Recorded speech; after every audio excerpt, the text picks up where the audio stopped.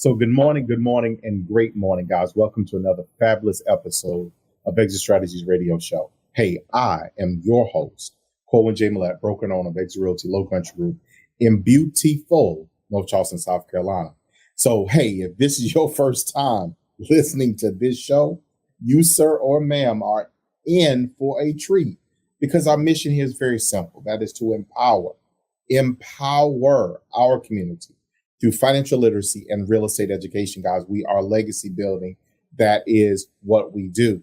So, guys, look, we've been on this fantastic voyage, so to speak. I think some of y'all may have just went back to the song on that. Come along for a fantastic voyage, because that's where we're going. Guys, I'm excited, super stoked. Been all around the state, traveling this past week, and in turn, I am amped because I've been with some great people, and we have an amazing person on the show with us today. And look, I got a tickle out of this, and hopefully you will too. We have none other with us today than Laurie Barkman. She is the CEO of Small Big. I love that. That gives me a tickle right there. She is a business transition expert and certified in acquisitions and mergers. Laurie, how are you doing today? Corwin, I am awesome. It's great to be with you. Thanks for having me. Well, thank you. So as I was prepping for today's show, so I'm going to say this, but you got to give us kind of the high level of who you are. But I was prepping for today's show, all I could hear in my mind is exit strategy. So if you don't mind, you being the business transition Sherpa that you are, tell us who you are, where you came from, and what do you do? Thanks so much for having me on and for this opportunity. I am the business transition Sherpa. I work with business owners from transition to transaction, from creating value to letting go. Easy to say, hard to do, right? Yeah. And a lot of these topics are like, oh, we can't talk about that. I'm going to retire someday. Let's not talk about it. I might sell my business. Oh, can't talk about that. Or, gee, I really fear what it's like to not be part of my company. I have my identity. I'm not going to say it this way, but the emotional side, we don't talk about it until it's time to talk about it. And when time is on your side, you can create more valuable exit options and be able to be satisfied and happy in your next. So that's my mission as a business transition advisor and mergers and acquisitions advisor. Transition to transaction, right? That's the whole continuum. And I wrote this book that's pictured behind me. If people are watching this on StreamYard, they'll see it. It's called the Business Transition Handbook. So I'm excited to talk with you about all of that today. So for our listeners, guys, hopefully I'll be able to manage this today, because I'm super giddy about this, because there is different mindsets. There are mindsets, Laurie, that people, they build it. Building a business is hard. Let's start with that. It is hard. And that's investor, that is real estate, that is Fortune 5. Any company that you build, it is difficult to build. And most times we don't plan to ever stop. I have this running joke, and I'm going to say this, Laurie, and come back with a question as it relates to real estate, that a lot of real estate professionals will fall over at the closing table trying to get that one last deal done. That'd be the final one. That's their resting spot. And in turn, because we don't plan to get out. So we build a company, we build a brand, we build a client base, but we don't put a succession plan in place. So you name of your book, the Business Transition Handbook, how to avoid succession, because there has to be something after. Pitfalls in creating valuable exit options. I get hung up on exit. So tell us, if you don't mind, what was the catalyst for this book for you? So many stories of where things go wrong. And my mission with the book is to help business owners not fall into those traps. Mm-hmm. Every chapter is essentially a pitfall to avoid. That's why I structured it the way I did. I was writing it, and I was building a lot of stories from my podcast, which is called Succession Stories. And a lot of times business owners come on the show and they're looking in the rearview mirror and they're sharing things that they didn't know, problems that they had, things that went wrong. And we learn a lot from those stories. They're incredible. I find fewer of the, hey, here's what really went right. And I use these stories as an opportunity to educate. Of course, there's content in every chapter, and we learn from the chapters. Then I weave in these case studies, and I also make each chapter actionable. Every chapter ends with summary takeaways and a table of, well, what's your intention? What are you going to do? And I tell everybody how to use the book. Start in the beginning, read it all the way through. I organize the chapters that way on purpose. Or when you use the word mindset, that's exactly where I start. I started it with talking about a transition mindset. If we are participating fully, do we think we're going to get a better outcome? Probably. We're resistant. We don't really want to do it. We're throwing up all kinds of obstacles, reasons why this won't work. What do we think is going to happen? The real trap comes when we don't have time or we don't have options. So examples, case in point, every business owner is going to leave their business one day, period. Every business owner is. That's just human nature. We are going to leave. Are you going to leave horizontally or vertically? That's sort of the tongue-in-cheek question, but let's unpack it a little bit. Do you have a contingency plan for what happens if, whether you've died or whether you're incapacitated and you're no longer able to serve in your current role? Many business owners do not plan for that. And by the way, we really don't control that, do we? No. So that I would call the emergency contingency planning. And of course, death is an extreme example of that. But we also see it with divorce when it causes a rift in the business.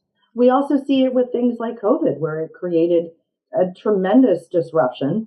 It could be a physical disaster. So there's what we call the 5 Ds. No one likes the Ds. The Ds are horrible. We want to avoid them, but we need to plan for them and what happens. So that's the contingency exit side that we don't control. But when we do control, when we're purposeful about it, we have intention, that's the word succession. You used it a couple of times. And yeah, it's in the title of my book. But I want to talk about succession in 2 ways. Succession of ownership and succession of management. And my book is largely about the succession of ownership. However, it's tightly tied in. Let's take one of the pitfalls as an example. A major pitfall for many business owners is if the business cannot thrive without them, that they have a very owner-dependent business. And a dependency can show in a couple of ways. It could be sales and marketing, product or service delivery. A good check-in is what percent of revenue has come from you, the owner. If it's more than 40%, take a step back and look at that. And if it's 60, 80%, whoa, it's really dependent on you. Can you take a vacation? When's the last time you took one? Did you really unplug? Did you check your email? Did you check your phone? Check in on these things. Do you have people around you, whether they're full-time or contractors, that know your processes? Are your processes documented? You get the idea, right? What are those things that we can identify that points us to having a business that is owner dependent? If we can identify these things and be honest about it, then we can work on it and we can solve it. I don't want to say it's easy, but it's one of the easier pitfalls we control that we can mitigate. So, Laurie, I'm going to jump in right there, but we got to keep going. But jokingly, with a degree of seriousness, I just felt attacked. Well, you said you had some vacation, but you were working, so I wasn't going to poke you on that. But yeah, exactly. I just felt attacked. Right? And for our listeners, I need you to look at this open-mindedly. Some of you as listeners have businesses. Some of you are aspirational to have a business. Some of you have no aspiration. But succession is not just in business. Succession is also in life. Laurie, use this. Feel free. This is how you set your business up for probate. That's what you're doing. What's going to happen here? But your book, chapters, you've touched on the specific pitfalls, one of which is not, first of all, not even having a mindset of planning to leave. I've been quitting and retiring about every year for like the last 10 years. Every year. What does that look like? Give our listeners other potential pitfalls that you've encountered as you have been leading people through these transitions. The biggest thing I think you can do to recognize potential pitfalls is look at your business from an outside-in perspective. If a buyer was going to look at your financials Would they see consistency of expense categories year over year? Would they see a mess? I'm a fan of QuickBooks. Don't get me wrong. It's okay to have online bookkeeping services and keep it real tight. That's fine. I'm not saying everybody has to go get quality of earnings, hire a big accounting firm and spend 30 grand. I'm not saying that. What I do advocate for is have clean books. Mm-hmm. And that way, you're not going back to all these prior years and having to find and hunt and pick out, oh yeah, when did we spend that? And here's where it matters when it comes to financial recasting. A potential buyer is going to look at your financials. They were going to want the last 3 years of tax returns. And with COVID, I'm seeing people requesting 2019 also. Mm-hmm. So it's more than 3 years of financials. They do want to see what happened in 2020. They want to see if you've come back after a dip. And what does the years, 22, 23, what is that looking like? That's important. Also, when someone like myself is going to do a business valuation, one of the things we do is we identify what one-time costs might be that a new buyer might not take on. It might be it could be recurring. It doesn't have to be just one time. But what are expenses that a new buyer would not continue? And where might they cut some things from the budget? How can we identify that for them? We call those add backs. Also, on the revenue side, if it's a big, big client that's not going to repeat, we should take that out too. So it can be revenue or expenses. And in particular, owner's expenses. So this is a bit of work that I would say it's good to work with someone like myself does valuations, and we take an objective look at that. We recast your financials to get to an adjusted profit number. Mm-hmm. That number is the number we're going to use with a multiplier to say this is what we believe the range of value is. Mm-hmm. So the cleaner your books are, the easier that could be. So for example, I had a client who is they do residential construction, and he built himself a barn. They had landscaping services, they had snow removal, but all of those costs were bundled into the main expenses of the business. They were personal, but they were bundled in. And I get it. I'm not saying companies shouldn't make those decisions for tax savings, but just remember the big picture is if we can't identify them later, you might be saving 30 cents on a dollar, but you might be costing yourself $3 in value. Mm-hmm. So financials is really a good place to start. Okay. Do you want something more meaningful moments, opportunities, deeper relationships, and memorable experiences? Do you want to make a difference? If you said yes, a career in real estate could be the opportunity you're looking for. Guiding people through one of the most important decisions they ever made, the purchase or sale of their home, can be both rewarding and lucrative. Exit Realty has a revolutionary compensation model, training, and technology that provides you with the tools you need to start and build your successful real estate career. Call me today, Mimi Eubanks, your country realtor, at 843-730-3327. That's 843-730-3327. Or visit exitlowcountry.com/joinexit and make your exit today.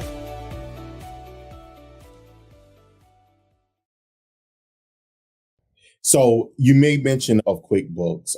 So you need accounting software. You need something, someone, some way to track expenses, revenue, so you can get down to quote unquote every month or periodically profit and loss. What does that look like? So you can show your progression, if you will, your profit over whatever time period that you want to analyze, year over year, quarter over quarter, et cetera. Because some businesses ebb and flow. Is that correct? That's correct.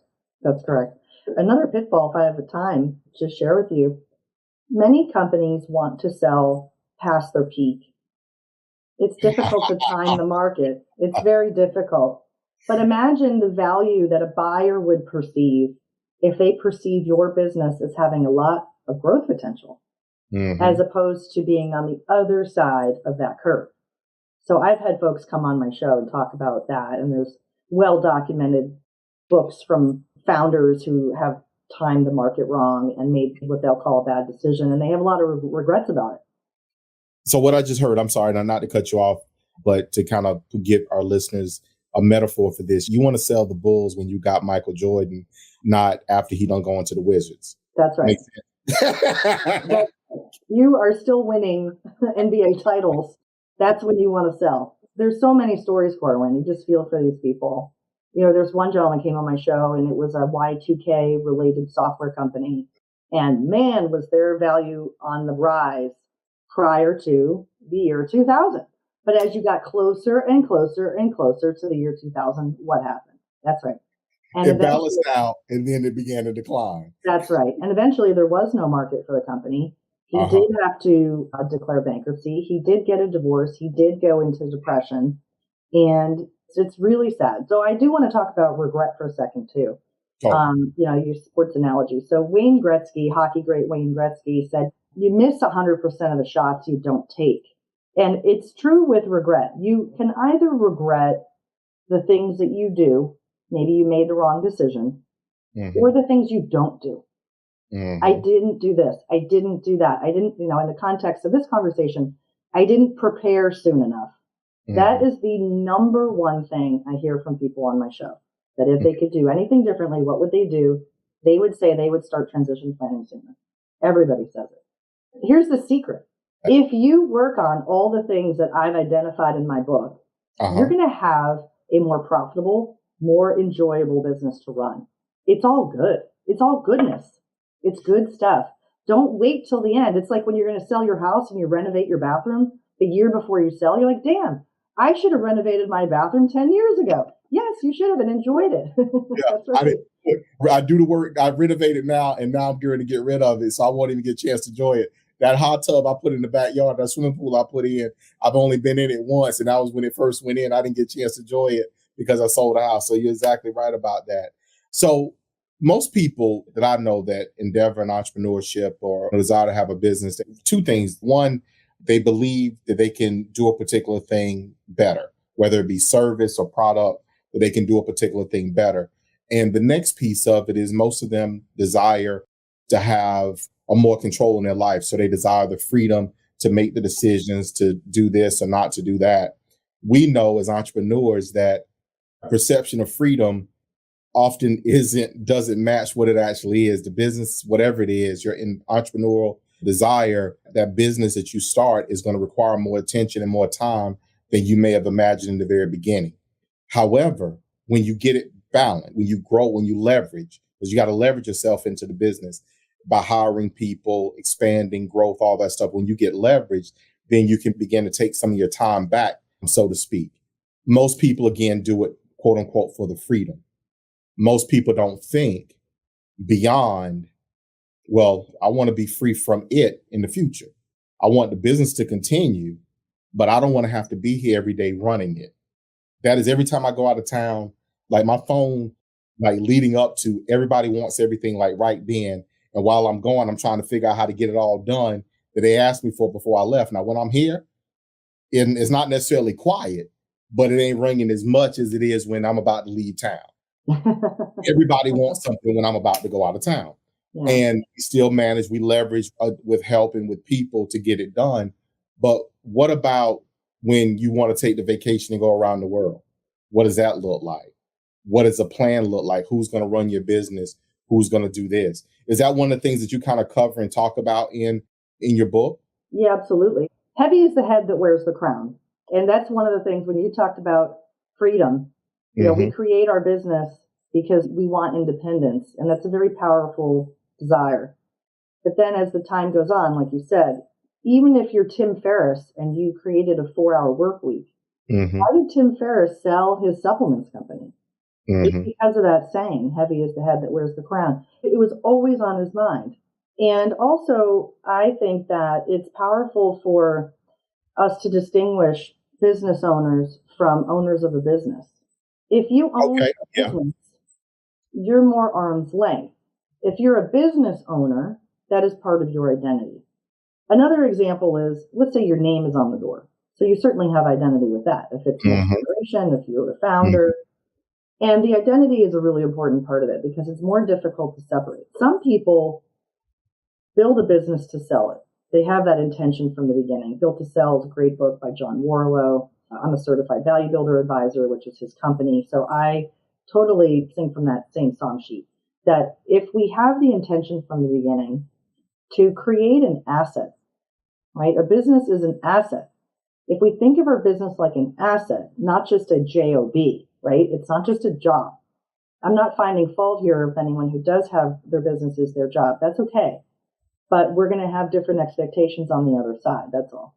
Mm-hmm. Many businesses that intend to sell in the very, very low, call it the lower middle market, or even another common term is Main Street, businesses that are under $1 million in revenue. Many of those businesses will close because it is a job, because it is a lifestyle business. Mm-hmm. But if we can find buyers out there, great. And there are marketplaces for those types of companies.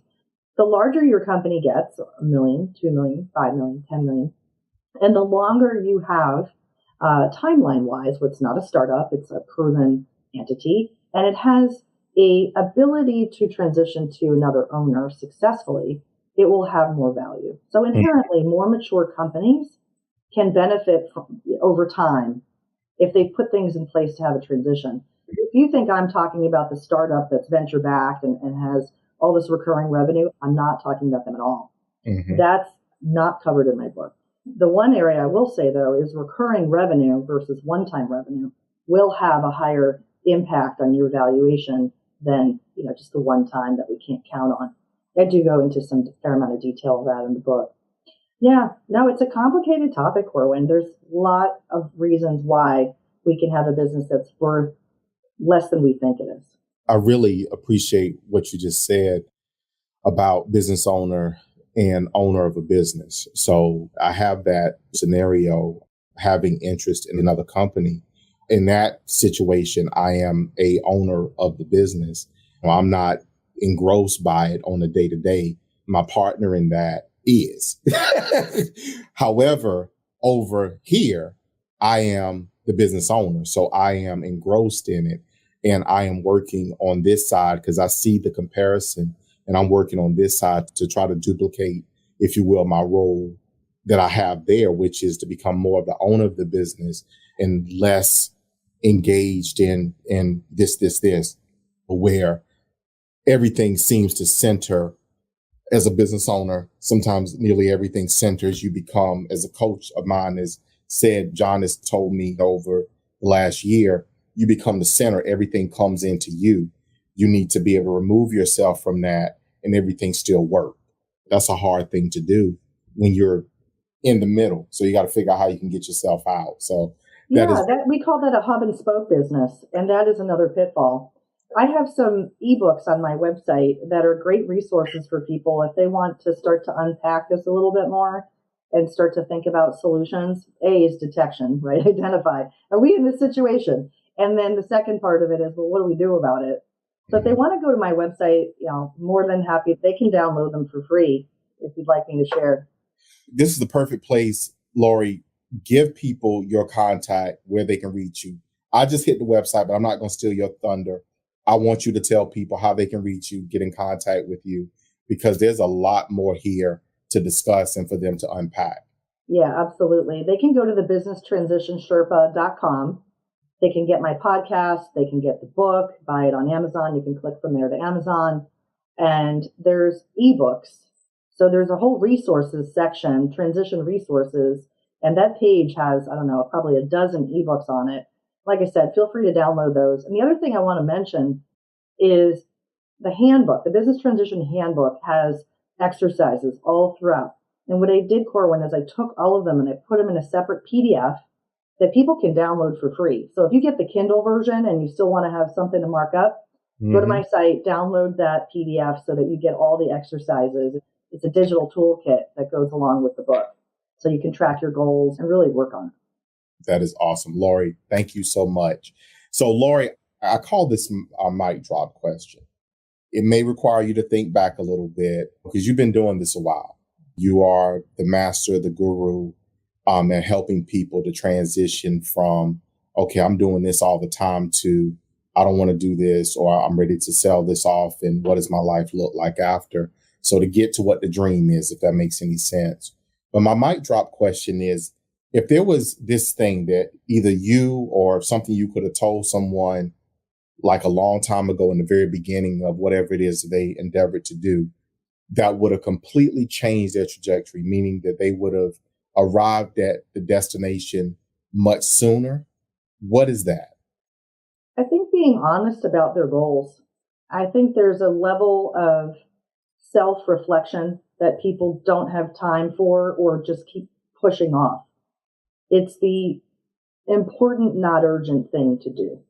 To really think about what's important for you as you're building your business and why you're doing it. And you might find that you're compromising your goals at some point and you're saying, oh, wait, that was really important to me, but now I'm going to change my mind. But if you've never written them down in the first place, then what makes us think we're going to accomplish them? I like that. What I immediately thought about is when you get into business, the dream, the ambition, I want to do this. And then most times you think, well, I want to do it this way. I want to make sure that this is the experience that I'm giving, or this is how people feel, or whatever it may be. I want to have, as I say often, impact was a significant word to me last year. And it is still a significant word this year. I want to have an impact on the people that I serve. I want to help them. I want to have an impact on them. And in turn, there are times when the end result, we lose sight of having the impact. We're so intent on getting to the end result that we miss the opportunity in the service to give, provide, to be instrumental, to impact people. So, Laurie, thank you so much for that. You're welcome. Thank you. So we have quickly gotten to the end of today's show. For our listeners, you know what I'm about to do. So I need y'all to go ahead and get your minds and your hearts prepared for that. But Laurie, I want to say to you one more time, thank you so much for being on our show today, for taking time out of your very busy schedule to drop these jewels and these nuggets on our listeners. So from the bottom of my heart, again, thank you for being with us today. Thanks, Corwin. It's been my pleasure. For our listeners, guys, y'all got it. Y'all need to take it. Y'all need to do something with it. And the next thing y'all need to do is tell somebody else about it.